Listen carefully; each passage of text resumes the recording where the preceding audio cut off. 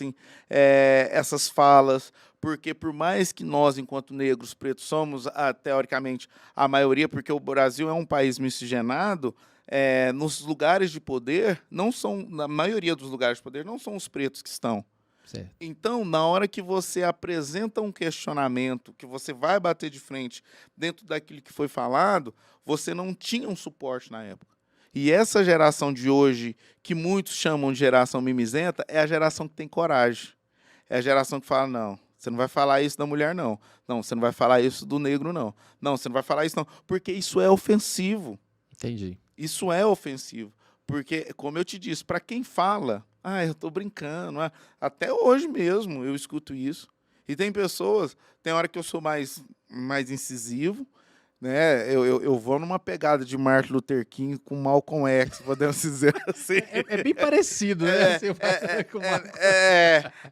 Eu vou tentando misturar, né? Para vai tentando equilibrar. Porque enquanto educador, eu acho que existe uma carência de informação social.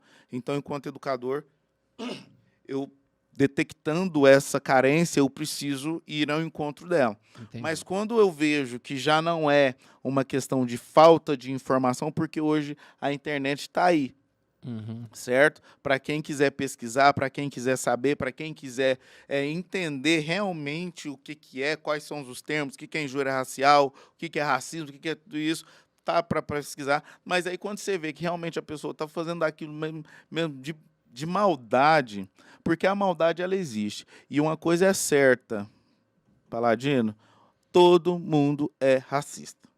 Entendi. Às vezes eu vou falar que não, mas é.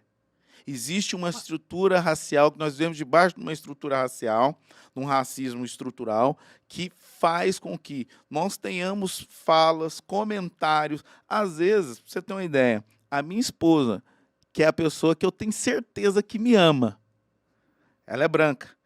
Às vezes ela faz um comentário assim, ela choca no final. Aí eu falo, o que você falou? Ela não repete. Porque ela já traz essa consciência. Então, às vezes, o passo para essa desconstrução é assumir. Né? Como a palavra de Deus mesmo fala para a gente, é você reconhecer o seu pecado, você confessa, e aí você larga, né? Larga ele. Então, enquanto nós vivemos numa sociedade que achar que isso é brincadeira, que não é racismo, que não é racista, que a pessoa não é racista, a gente vai continuar passando por essas diversas dificuldades que hoje nós passamos. Entendi. Cara, eu não tenho nem como rebater, porque não é... Eu não sofri, né? Vamos dizer assim, eu não sofri nenhum tipo de racismo, eu não consigo sentir na pele isso. Por isso que eu vou te fazer algumas perguntas. Sim, vontade. Pra gente aprofundando um pouquinho mais. E se eu estiver indo muito profundo, me traz pra tona pra gente... Pode perguntar. Porque assim, cara, a gente vê, né, que hoje tem um combate até com certas palavras, né? Com certas palavras. Por exemplo, são coisas que muitas vezes eu acho... E aí é uma visão minha e eu posso estar errado nisso. É bacana a gente bater o papo para eu entender.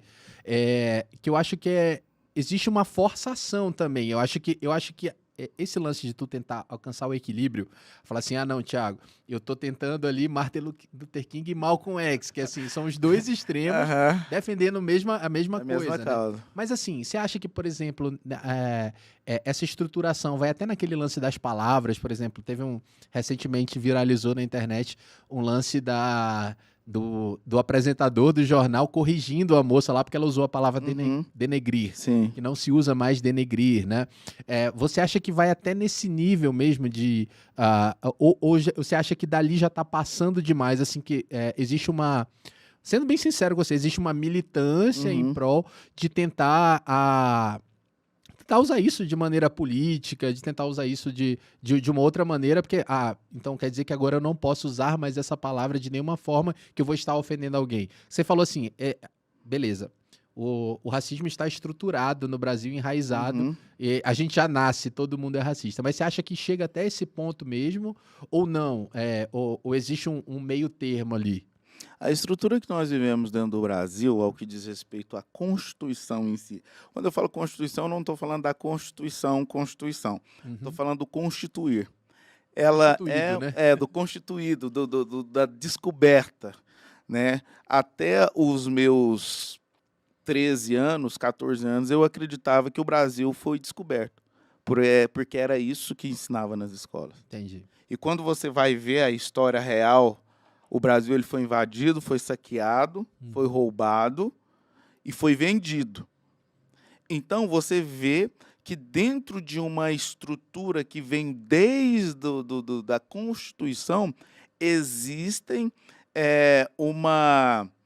um pano de fundo para diversas coisas que hoje reflete nos nossos dia a dia. Ao que diz respeito ao vocabulário em si. Então, quando a gente entra dentro da termologia, aí vai pegar professores de português, de linguística, não sei o que tem, normalmente brancos, para falar que não tem nada a ver, que isso não tem uma procedência. Mas você vai ver o significado da palavra e como ela foi elaborada, na intenção que ela foi elaborada, você vai ver que existe ali, sim, uma tentativa na época, eu acredito que não era uma tentativa, que era realmente para usar os termos, essa linguagem como um termo pejorativo, porque o denegrir é deixar negro, é deixar preto, é deixar escuro. Entendeu? Então, quando se fala de humor negro, por exemplo, o humor negro é aquele humor pesado, que causa constrangimento. Então, por que associar a palavra negro ou preto a esse tipo de sentimentos que vai causar nas outras pessoas? Então, a gente não está falando só de uma escrita, nós não estamos falando só de uma questão neurolinguística, não sei o que tem. Nós estamos falando do que qual é a intenção de quando é pronunciada aquela palavra. Entendeu? Então, assim, quando vai se associar a uma palavra. Então, a palavra ela é falada, denegrir, o humor negro que eu acabei de citar, ela é associada a coisas que traz desconforto para as pessoas. Entendi. Entendeu? Beleza, vamos lá, vamos mergulhando nisso aí. Vamos lá. Mas assim, independente disso tudo, né, a cor negra, a cor preta, vamos dizer assim, a cor preta existe. Sim. Concorda? Sim. Isso existe, né? O que eu acho que a gente tem que fazer e tem que trazer à tona é separar, né, que existe a cor negra, que é a cor negra, por exemplo, que mancha, por exemplo, quando mancha alguma coisa, ela vai ficar mais escura. Isso é nível de cor, tá? Sim. Tô falando a nível de cor. Só que eu acho que a gente tem que abolir essa ligação com a cor da pele. Certo. Com a cor da pele que vai fazer com que outras pessoas sejam ofendidas, né?